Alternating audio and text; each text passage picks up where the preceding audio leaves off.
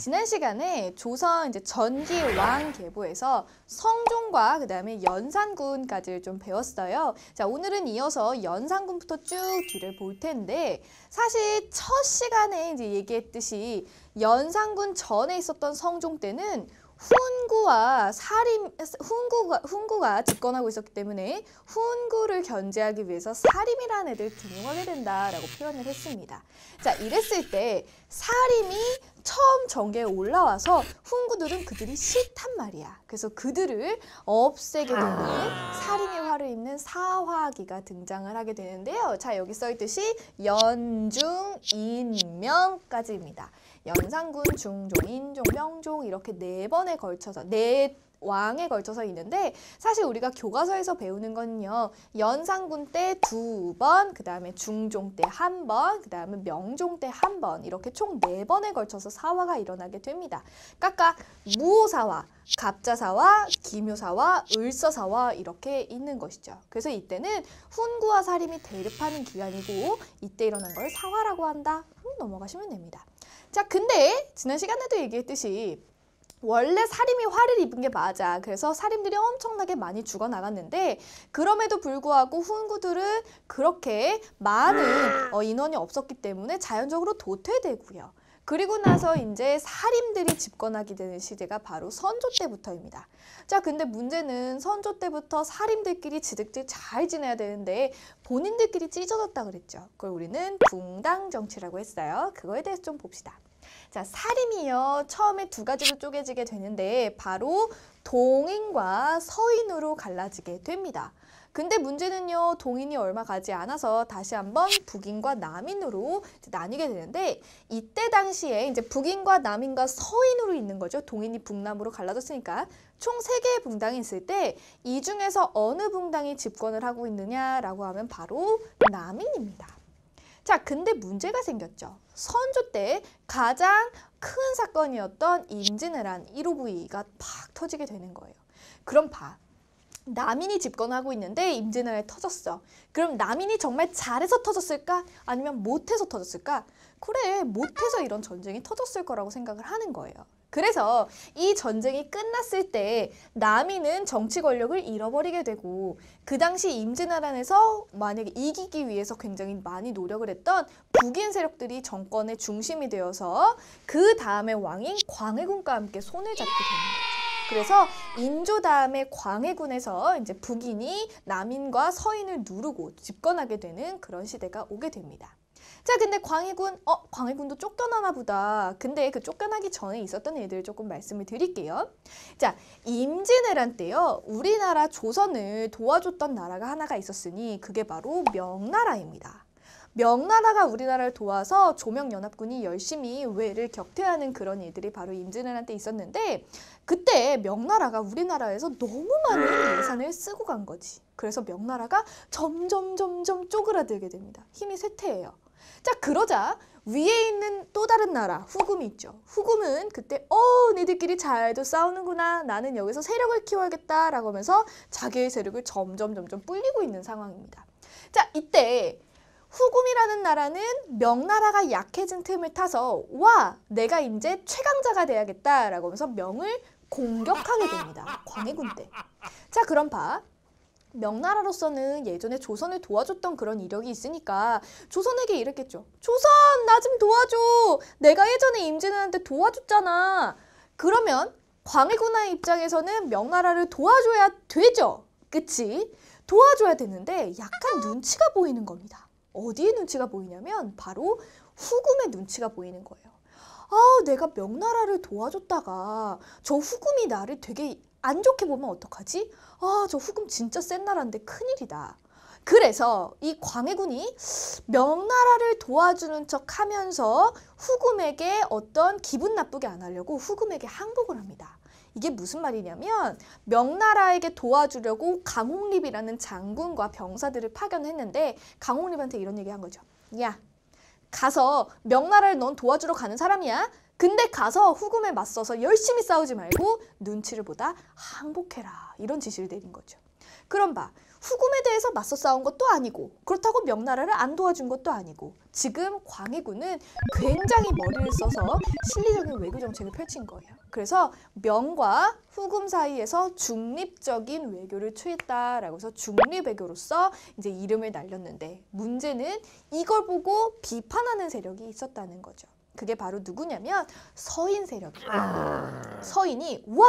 어떻게 우리는 명나라에 받은 은혜를 모르고 저 명나라를 도와주는 척하면서 후금한테 붙니? 저거 안 된다. 저런 쟤네의 나쁜 버릇은 고쳐줘야 된다라고 해서 광해군을 몰아내고 서인들이 추대한 새로운 왕 이인조가 왕에 올라오게 되는 거죠. 그걸 우리는 인조 반정이라고 합니다. 흐트러진 것을 바로잡는다라는 말이에요. 자, 그럼 봐. 광해군 때 집권하던 북인은 이제 역사 속에서 사라지게 되고요. 두 개의 붕당만 남게 되는데 이게 바로 남인과 서인이 되겠습니다. 그럼 봐. 이들이 지금 저 광해군의 중립외교가 잘못됐어. 명나라에게 잘해야 되는데 저 후금한테 지금 감히 우리가 잘하려고 해? 저거 잘못됐네. 이런 입장을 취한다면 이 지금 서인과 인조는 명나라에 친해야 된다는 얘기예요? 아니면 후금이란 나라한테 친해야 된다는 얘기예요? 그치? 명나라와는 친하게 지내되 후금은 배척해야 된다라는 입장을 갖고 있는 사람들이지. 그래서 인조 때의 핵심 모토는 친명배금이라는 겁니다. 명나라와 친하고 금나라는 배척하겠다라는 전술인 거지. 그럼 봐. 친명배금을 내세우고 있을 때 명나라는 참 이거 기특하구만 이라고 하겠지만 저 금나라의 입장에서는 어때요? 이런 나쁜 것들 내가 너네 가만두나 보자. 이래서 이 후금이 우리 조선으로 쳐들어오게 되는 게 바로 호란이 되겠습니다. 클래식화이라는 그런 가수 호란이 아니라요. 이 호란은 오랑캐 호가 일으킨 난이다라고 해서 호란이에요. 앞에 있었던 외란은 외인들이 일으킨 난이라고 해서 외란이라 그러지. 그러니까 약간 다르다는 거야. 그럼 봐. 인조 때 호란이 두 번 일어나게 되는데 한 번은 정묘호란이고요. 한 번은 병자호란입니다. 근데 우리 역사 속에서 좀 더 중요하게 배우는 건 바로 병자호란이 되겠죠. 둘 다 인조 때예요. 자, 근데 정묘호란은요. 후금이 쳐들어온 게 맞고 나중에 후금이 점점 커지면서 이름을 황 하고 청으로 바꿉니다. 그러면서 청나라 때 우리 다시 쳐들어온 걸 우리가 병자호란이라고 하게 되는데 이때 당시에 우리는요 힘이 약했거든요. 그래서 결국 청나라한테 항복을 하게 됩니다. 자, 이때 우리가 청나라한테 항복을 하게 되면서 우리 인조가 병자처럼 걸어 나와서 항복했다. 이런 병자호란 외우기 조금 쉬우세요? 어쨌든 자, 이 병자호란에서 우리가 항복을 하면서 이때 당시에 청나라 사람들이 인조의 아들 2명을 인질로 잡아가게 됩니다. 그때 첫째 아들이었던 소현세자와 둘째 아들이었던 복림대군이 청나라에 끌려갔다가 이제 오랜만에 돌아오게 되는데 첫째 아들이 오랜만에 이제 인조를 보게 된 자리에서 이렇게 얘기하죠. 우리 소현이 가서 힘들진 않았느냐? 청에서 얼마나 힘들었어. 잘 지냈니? 이랬는데 소현이가 이런 얘기를 하죠. 아버지 있잖아요. 아버지가 너무 굴욕적으로 사과를 하셔서 제가 청나라 진짜 싫었거든요. 근데 막상 가보니까 청나라 완전 쌍따봉이에요. 최고예요. 그러면 아버지 기분이 좋아 나빠? 나쁘지. 내가 청나라한테 어떻게 굴욕적인 사과를 했는데. 그래서 소현세자가 결국은 죽게 됩니다. 그러면 둘째 아들 복림대군은 어떻게 해야 돼? 아버지한테 청나라 짱이라 그래야 돼? 아니면 별로라 그래야 돼? 별로라 그래야지. 그래서 아버지를 만난 자리에서 둘째 아들 복림대군은 아버지, 제가 아버지의 원수를 갚기 위해서 저 북쪽에 있는 나라를 정벌하겠습니다. 그러면서 북벌론이라는 걸 등장하게 되는데 바로 이 둘째 아들이었던 그 사람이 바로 복림대군이 바로 효종으로 올라오게 되는 사람이 되겠습니다. 인조의 아들이에요. 자, 그럼 봐. 효종의 가장 키워드는 그럼 뭐가 된다고? 그래, 북벌이 된다. 자, 이때 북쪽을 정벌하겠다라고 했던 것도 바로 서인이라서 서인이 계속 정권을 이끌어가게 되는데 문제가 생겼습니다. 효종이 죽었어요. 나이가 들어서 이제 죽게 되고 그 아들 현종이 즉위를 했는데 이 현종 때 문제가 생긴 거죠. 효종이 큰 아들이냐 아니면 작은 아들이냐 이걸 여러분 알고 계십니까? 그치? 아까 큰 아들이었던 소현세자는 이미 죽었죠. 복림대군은 둘째 아들이었단 말이야. 그 둘째 아들이 효종이 된 거였는데 이 둘째 아들이라는 것 때문에 문제가 생긴 거죠. 무슨 말이냐? 효종이 죽었어요. 근데 효종의 어머니였던 자이대비가 살아계신데 그 어머니가 대체 아들의 죽음을 놓고 상복을 몇 년을 입어야 되느냐를 가지고 서인과 남인이 둘이 붙게 됩니다. 이때 당시에 남인은 효종께서는 왕이시니까 당연히 어머니께서 3년의 상복을 입으셔야 된다. 근데 서인은 또 이렇게 얘기하죠. 아니다. 야, 왕은 왕인데 둘째 아들이잖아. 뭐 길게 3년을 입어? 1년만 입으면 충분해. 이때 현종이 고민하죠. 어떻게 해야 될까? 그러다가 그래, 뭐 1년이면 되지 않을까? 라고 해서 서인 편을 들어줍니다. 자, 근데 또 한 번의 문제가 생겼어요. 효종은 죽어서 잘 끝났고 이제 효종의 부인, 효종비가 죽었을 때 문제인데 그때 그 어머니가 아직도 살아계신 거야. 그러면 내 아들의 며느리가 죽었을 때 나의 상복은 또 몇 년을 입느냐 가지고 남인과 서인이 또 붙었는데 남인은 또 이렇게 얘기하죠. 왕의 부인이 돌아가셨으니 1년의 상복을 입으셔야 됩니다. 그때 서인은 또 뭐라 그래? 왕은 왕인데 둘째 아들의 부인이니까 그냥 9개월만 입고 끝내. 이렇게 대립을 하게 되는 거지. 이걸 보고 현종이 서인, 니들 자꾸 우리 효종을 왕이 아닌 둘째 아들로만 생각하는데 너 진짜 자꾸 무시하는 게 안 되겠다. 너네 저리 가! 이러고선 그들을 몰아대고 남인이 다시 집권하는 이런 모습을 보이게 됩니다. 자, 그래서 현종 때는 효종 때에 있었던 효종의 어떤 둘째 아들이다 왕이다 이런 상복 문제를 놓고 예의에 관한 소송 논쟁이 붙었다라고 해서 우리는 그걸 줄여 예송 논쟁이 있었다라는 거죠. 그래서 1차 예송, 2차 예송이라 그러는데 1차 예송은 효종 돌아가셨을 때, 2차 예송은 효종의 비가 돌아가셨을 때 이렇게 나누곤 합니다. 자, 근데 이 효종 다음에 이제 현종 다음에 숙종으로 넘어가면요. 숙종 때는 이 정권이 바뀌는 게 더 심각해집니다. 아까는 뭐 남에서 북에서 다시 뭐 서 이런 식으로 좀 천천히 갔는데 숙종 때는요. 갑자기 서인이 확 집권했다가 또 어느 때는 갑자기 다 잘리고 다 남인이 확 집권하던가 아니면 다시 남인에서 다 서인으로 확 정권이 바뀌는 환국이 일어납니다. 하루에 막 계속 정권이 바뀌는 이런 정신없는 시대를 우리가 환국이라 부르고요. 총 3번 경신환국, 기사환국, 갑술환국 이렇게 해서 3번의 환국을 일으키게 되는 이게 바로 환국, 숙종 때의 정신없는 모습이 되겠죠.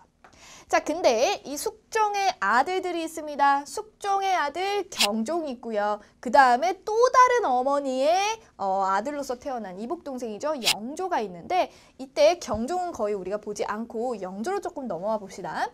영조와 정조는 앞에 있었던 이런 붕당 정치가 좋다고 싫다고 본 거야. 그래서 아주 강한 왕권으로 이들을 눌러내리는 탕평책을 실시하게 되고요. 이때 당시에 정조가 갑자기 죽고 나서 순조, 헌종, 철종은 내가 정치를 어떻게 해야 될지 모르겠다. 몸둘 바를 모르겠다. 그래서 온갖 가족들이 대신해서 정치에 들어오는 세도 정치기가 전개가 되게 되는 것입니다. 자, 그래서 우리는요. 전체적으로 여러분들이 연표를 보실 때 이런 독인이 집권했어, 서인이 집권해서 이런 거를 보시는 게 아니라 이때의 키워드는 무엇이구나 라는 게 가장 중요합니다. 그럼 다시 한번 키워드를 잡죠. 자, 연산군, 중종, 명종 때는 뭐가 있었다? 그래, 훈구에 의해서 살인들이 화를 잇는 사화가 있었다. 그러나 선조 때부터는 우리가 살인이 집권하게 되면서 살인이 찢어지게 되는 붕당 정치가 전개되었다. 됐죠? 자, 근데 그 붕당 정치 끝에쯤에 임진왜란이 터졌고 임진왜란 이후에 광해군이 집권하게 됐는데 광해군은 명나라와 후금 사이에서 중립적인 입장을 취하다가 인조반정으로 쫓겨나게 되었다. 그래서 광해군의 키워드는 중립외교다. 됐죠? 자, 인조 때는 우리 명나라와 친해야 되고 금나라는 배척해야 된다. 친명배금을 취하다가 후금이 쳐들어오게 되는 호란을 겪게 되고요. 그 이후에 효종 때는요. 효종은 아버지의 원수를 갚겠다고 북쪽을 정벌한다. 북벌론이 등장하게 됩니다. 근데 효종이 첫째 아들이 아니라 둘째 아들이었지. 그래서 현종 때에 가서는 효종을 두고선 예의에 관한 소송, 예송 논쟁이라는 게 키워드가 될 거고요. 그런 붕당 정치가 점점 심해지더니 숙종 때 가서는 환국이 일어났다. 그리고 환국을 점재우기 위해 영정조 때는 탕평책이고 그 이후에 갑자기 왕이 죽으니까 다른 사람들이 대신해서 권력을 잡는 세도 정치가 시작되었다. 이렇게 정리해 볼 수가 있겠습니다. 자, 그래서 여러분들이 조선에서 가장 어려워한다는 붕당 정치, 조선 후기를 모두 다 마스터하셨습니다. 이렇게 전근대사를 모두 다 함께 이제 정리해봤는데 어떠신가요? 이제 조금 감이 잡히려고 하나요? 자, 그래서 우리는 다음 시간부터는요, 근현대사로 넘어가서 우리나라가 어떻게 이제 조선이란 나라에서 근대적인 나라로 발전해 나갈 수 있었는지 여러 가지 측면을 또 한번 살펴보도록 하겠습니다. 수고하셨습니다.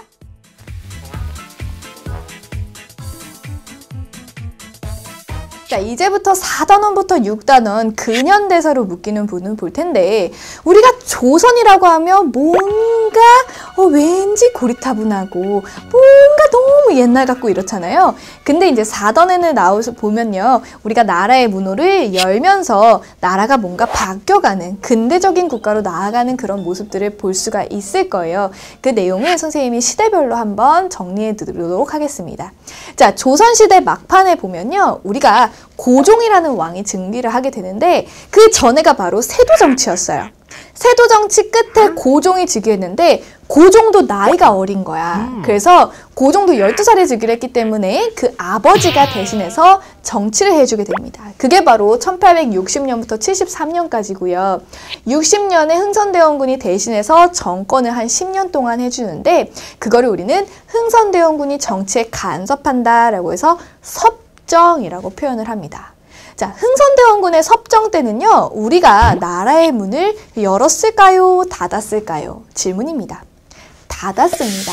자, 여러분들이 초등학교 때나 중학교 때나 고등학교 때나 언젠가 한 번씩은 들어봤을 수 있을 텐데 바로 그 단어가 쇄국정책이라고 있습니다. 쇄국정책은요, 쇠사슬이라고 하는 쇠사슬쇠라는 단어입니다. 근데 이 쇠사슬로 나라의 빗장을 잠궈버린다라고 해서 나라의 문을 닫는다는 거고요. 우리 교과서에서는 같은 말로 통상수교하는 것을 거부한다라고 해서 통상수교 거부정책이라고도 표현합니다. 자, 근데 이 10년이 지났어요. 고종이 22살이 되고 나서 아니 아버지가 아직까지 정치를 하면 안 되잖아. 그래서 흥선대원군이 본인이 물러나고 고종이 직접 정치하게 되는 친위 정치를 한다. 고종의 친정이라고 표현을 하죠. 자, 73년부터 쭉 이제 고종이 계속 집권을 하게 될 텐데 이 고종은요, 옆에 개화 정책을 계속 추진하고 옆에서 계속 얘기해주는 사람이 하나 있었으니 그게 바로 부인 민씨입니다. 우리는 명성황후라고 조금 더 잘 알고 있는 분이죠. 자, 민씨와 함께 고종이 집권을 하고 있을 때 이 당시에 그래, 우리가 꼭 굳이 나라의 문을 닫는 것보다는 외국 문물을 받아들이는 것도 좀 괜찮은 것 같아 라고 생각을 해서 처음에 나라의 문호를 열게 됩니다. 그래서 우리는 1870년대의 키워드를 개항이라고 할 거예요. 일단 문을 열어야 되니까. 자, 그럼 우리가 대체 처음으로 나라의 문을 연 곳이 어딥니까? 라고 하니 바로 일본이 되겠습니다. 일본과는요, 강화도에서 강화도 조약을 1876년에 체결을 하였고 그때 우리가 처음 개항을 하게 되는 외국과 맺은 최초의 조약이라고 할 수 있는 게 바로 강화도 조약이죠. 자, 그러면 70년대에 나라의 문을 열었어. 그럼 80년대에는 나라의 문을 열었으면 그냥 그대로만 가만히 있을 거야? 아니지. 국가의 어떤 문물들을 새로 받아들여서 새롭게 변화시켜야 되겠죠? 그게 바로 80년대에 나오는 키워드가 되겠습니다. 그게 바로 뭐냐면 개화라는 단어예요. 그래서 국가에서 우리는 이제 개화 정책을 펼칠 거기 때문에 국가에서 개화 정책을 추진하는 담당 기구인 통리기무아문을 설치하겠다라고 표현합니다. 이 통리기무아문은요, 어떤 일을 했냐면 우리나라에 원래 있던 구식군대, 아우 군대 너무 촌스럽다, 그거는 좀 줄이고 신식군대, 새로운 군대인 별기군을 크게 창설을 합니다. 그럼 봐, 구식들은 기분이 좋아 나빠? 나쁘죠? 그래서 이거에 반발해서 일어나게 된 게 바로 이모군란이라는 게 있습니다. 그렇구나. 이모년에 구식군인들이 우리 차별하지 말라라고 일으킨 난이 이모군란이고요. 사실 이 이모군란을 어느 나라가 대신해서 진압을 해줬냐면 이걸 바로 청나라가 진압을 해줬습니다. 그럼 우리나라 입장에서 청나라가 우리나라의 반란을 진압을 해줬으니까 청나라한테 고마울 거 아니야? 그래서 우리가 청나라의 어떤 내정 간섭, 청나라가 이래라 저래라 하면 그대로 예 알겠습니다 이렇게 시키는 대로 할 수밖에 없었다는 거죠. 그래서 야, 우리는 왜 청나라에 그렇게 하는 말을 다 들어야 되니? 그거 싫다라고 다시 한번 반발해서 일어난 게 여기 나와 있는 갑신정변이 되겠습니다. 그래서 80년대에 같이 볼 수 있는 사건, 개화정책 추진과 그거에 대한 반발이라고 볼 수 있는 거죠. 이해되셨나요? 그리고 통리기무화문 같은 것에서 이제 다른 나라의 문물을 배워오기 위해서 청나라라든지 일본이라든지 미국이라든지 뭐 이런 데에 사절단도 많이 보내기도 합니다. 자, 그러면 넘어와서 이제 90년도로 넘어갈 텐데요. 1890년도는요, 정말 다양한 사건들이 오밀조밀하게 등장을 하는 시대입니다. 그래서 여러분들이 시험 보실 때 약간 헷갈릴 수 있는데 선생님이 한번 정리해 드릴게요. 일단 94년을 볼 텐데요. 94년은 연도를 칭하는 60갑자가요, 가보였어요, 가보. 그래서 동학 농민운동이 일어났고요. 그 같은 해에 가보개혁이 일어나게 됩니다. 됐나요? 자, 동학농민운동이라는 거는 우리나라의 농민들이 와, 우리나라의 어떤 옛날 제도, 봉건적인 제도를 없애라. 그리고 우리나라에 들어오게 된 외국 세력들을 쫓아내라. 라고 이제 봉기 같은 거를 일으킨 게 된 건데, 이런 동학농민운동을 진압하려고 들어온 나라들이 어디 있었냐면 청나라와 일본이 있었습니다. 근데 사실 저들이 진압하기보다는 동학농민군이 초창기에 알아서 잘 잦아들었어요. 우리 이 정도면 그만해야겠다라고 해서 화해의 약속도 맺고 그만했는데, 이 청나라와 일본이 돌아가야 되는데, 더 이상 할 일이 없으니까 돌아가야 되는데 이들이 돌아가지 않고 일본이 청나라, 가지마, 잠깐 나랑 할 게 있어. 뭔데? 전쟁이야. 그래서 청일전쟁을 터뜨리고요. 일본은 청일전쟁을 함과 동시에 우리나라에게 너네 일본이 원하는 스타일대로 개혁해! 라고 하면서 가보개혁을 종용하게 됩니다. 그래서 동시에 일어나게 되는 거예요. 청일전쟁 터지고 가보개혁은 가보개혁대로 막 진행이 되고 있는데, 그 순간 청일전쟁이 끝나게 됩니다. 이 청일전쟁에서 승자는 바로 일본이 되게 되는 것이죠. 그래서 청나라는 일본의 배상금을 물어줘야 됐기 때문에 지도에서 보면 요동반도라고 딱 튀어나온 곳 있죠. 거기를 일본에게 떼어주기로 약속했어요. 근데 문제가 생겼죠. 그 요동반도를 옛날부터 눈독 들이고 있던 다른 나라가 있거든. 그 나라가 바로 러시아입니다. 러시아가 야, 거기 내 거야. 일본 네가 뭔데 거기 가져갔는데? 그래서 일본한테 협박했어요. 그랬더니 일본이 내놓습니까? 아니다. 이건 내 거다. 라고 못 준다. 막 이러니까 러시아 자기 큰 친구들이 데리고 옵니다. 그게 바로 독일, 프랑스, 그리고 러시아. 이렇게 세 나라가 일본한테 풀어 세 나라가 독을 풀어버린 거죠. 그때 일본이 요동반도를 웩 하고 뱉었어요. 그 과정을 보고 삼국간섭이라고 하는데, 그 삼국간섭의 과정을 보고 와, 우리나라는 지금까지 일본이 제일 세다고 생각했는데 일본보다 더 센 나라가 나타났네? 러시아가 더 세구나! 이러면서 갑자기 우리나라의 정부가 러시아와 친한 그런 경향을 보이고 있어요. 그래서 친러적인 경향을 띠는데, 일본 같은 경우는 지금까지 그래, 일본이 원하는 대로 너네 개혁하라 이러면서 가부개혁을 막 진행시키고 있었는데, 갑자기 우리나라 정부가 막 러시아에 빌붙고 있는 거죠. 그런 거 보고선 와, 아니 왜 갑자기 친일적이다가 왜 갑자기 러시아로 가는데, 안 돼, 야 빨리 일본 쪽으로 돌아와 했더니 우리 정부 듣지 않죠. 아니야, 나는 러시아가 좋은 것 같아 막 이러니까 일본이 이건 안 되겠다, 쟤네가 일본이 얼마나 무서운지를 보여줘야지만 다시 돌아오겠네 라고 생각해서 이들이 어마어마한 일을 터뜨립니다. 우리 아까 명성황후 있죠? 명성황후를 아주 잔인하고 말도 안 되게 살해한, 그게 바로 을미사변이 되겠습니다. 그때부터 우리나라는 부들부들 떠는 거죠. 일본 너무 무섭다 이러면서 일본의 의견대로 다시 개혁을 추진하게 되는데, 그게 바로 을미개혁이 되겠습니다. 연도가 넘어갔기 때문에 가보개혁의 연장선상에 있는 개혁이, 같은 개혁이 이름이 을미개혁이라고 바뀌는 것 뿐이고요. 이런 개혁이 막 추진이 되고 있는데 대표적으로 뭐 단발령이라든지 머리를 짧게 자르는 그런 단발령 같은 개혁들이 이루어지고 있는데, 고종이 일본이 얼마나 무섭겠어요. 생각을 해봐. 본인의 부인이 그렇게 안타깝게 세상을 뜨고 본인도 일본에게 맨날 살해 위협을 당하다 보니까 이거 안 되겠다, 나도 죽음을 당할 수 있겠구나. 그래서 자기의 어떤 자리를 옮기게 됩니다. 어디로 가셨냐면요, 그 당시에 러시아 공사관, 국내에 있던 러시아 공사관으로 몸을 옮긴, 그걸 우리는 아관파천이라고 합니다. 그러니까 왕이 없으니까 이제 아관파천으로 그 개혁은 중단이 되겠죠. 됐습니까? 아, 그렇구나. 자, 그래서 96년부터 97년까지는 우리가 아관파천기라고 표현을 하는데 고종께서 러시아 공사관에 가가지고 1년 동안 있다가 돌아오시게 됩니다. 근데 그 돌아오신 이후에 와, 이제 내가 마음을 고쳐먹었다. 국가에 왕이 있어야 되지 않겠느냐. 내가 이 나라를 지키겠다. 근데 나는 이제 어떤 나라의 간섭도 받지 않는 아주 자주적인 나라고, 나는 왕보다 더 큰 바로 황제이다.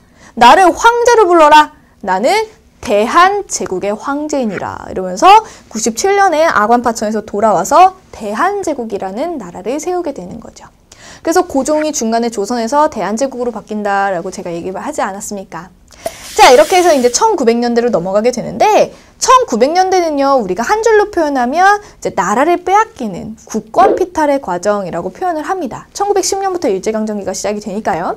근데 일본이 우리나라를 야금야금 먹어가요. 어떤 식으로 했냐면, 처음에 한일 정서에서 땅을 달라라고 요청을 하다가 1차 한일협약을 맺으면서 야, 너네 나라 정치하는데 우리가 이래라 저래라 조금 얘기를 도와줄게. 우리가 그냥 자문해주는 거야 라고 하면서 걔네가 고문을 파견합니다. 우리나라 정치에 간섭할 수 있는 고문을 파견하는 그런 1차 한일협약을 맺게 되고요. 이거에서 더 넘어가서 아주 중요한 중대사건이 일어나게 되죠. 1905년에 이들이 자문해주는 것만으로는 안 되겠다. 쟤네들의 외교권을 뺏어야겠다라고 해서 제2차 한일협약을 체결하게 되는데, 그게 여러분에게는 아마 을사조약 혹은 강제로 체결됐다고 해서 을사늑약이라는 단어로 조금 더 익숙하실 수도 있겠습니다. 자, 이 2차 한일협약, 이 을사늑약을 체결하면서요, 우리나라의 외교권을 박탈하고 우리나라의 외교에 관련된 사항을 담당해주기 위해서 일본에서 통감이라는 사람을 파견하게 됩니다. 자, 그때 왔던 초대 통감이 누구? 그치, 이토 히로부미가 되는 거죠. 됐나요? 자, 이렇게 해서 우리나라는 외교권을 빼앗기면서 사람들이 많이 충격을 받습니다. 와, 외교권 빼앗기면 그게 나라를 잃은 거랑 뭐가 똑같지 않느냐. 너무 열받는다. 그래서 이에 대한 다양한 저항이 나왔는데, 우리가 여기서 볼 가장 중요한 저항 중에 하나는 고종이 했던 저항 중에 하나입니다. 고종은요, 우리가 얼마나 부당하게 나라를 빼앗겼는지를 전 세계에 알리기 위해서 헤이그, 네덜란드 헤이그에서 열리는 만국평화회의에 특사를 파견하게 되는 거죠. 이준, 이휘종, 이상설 이런 사람들을 만국평화회의에 파견을 했는데, 그들이 가서 이제 알려야 하는 건 일본이 어떻게 우리나라를 그렇게 강압적으로 부당하게 나라를 빼앗아 갔는지라는 것을 알려주기 위해서 갔는데, 일본이 이걸 갖고 걸려 넘지는 거지. 야, 고종, 너 외교권 있어 없어? 너 없는데 이런 식으로 왜 외교행위 하니? 이러면서 일본이 걸고 넘어지면서 너는 잘못된 행동을 했다 해서 고종을 강제로 잘라버립니다. 퇴위시킨 거죠. 그래서 어쩔 수 없이 순종의 즉위를 하게 되는 상황입니다. 자, 그게 모두 다 1907년에 일어났던 일이고요. 1907년에 순종이 즉위하고 나서 또 하나의 협약을 맺은 게 한일 신협약이라는 게 있고, 더 나아가 1910년에는 우리나라를 결국에 빼앗기게 되는 한일 병합조약이 체결이 되게 됩니다. 자, 이러면서 우리나라가 국권을 빼앗기게 되는 국권 피탈의 과정으로 가게 되는 거고, 이때 당시에 경술련이고요. 경술련의 나라를 잃은 치욕스러움이다 라고 해서 경술국치라고도 표현합니다. 한일 병합조약을요. 그래서 우리가 조선시대 거의 말에 어떤 식으로 근대적인 나라로 나아가려고 했는데, 그 당시에 청나라라든지 일본이라든지 러시아라든지 엄청난 간섭이 많았고, 결국에는 일본에게 나라를 빼앗기는 과정까지 우리가 좀 살펴보게 되었습니다. 이게 근대의 4단원에 나오는 내용이고요. 우리는 다음 시간에서는요, 이어서 일제강점기에 어떻게 일본이 우리나라의 일제강점기 지배를 하며 만행을 저질렀는지 그 내용과, 또 반면에는 우리가 일제강점기에서 어떻게 벗어나기 위해서 독립운동을 했는지에 대해서 살펴보도록 하겠습니다. 수고하셨습니다.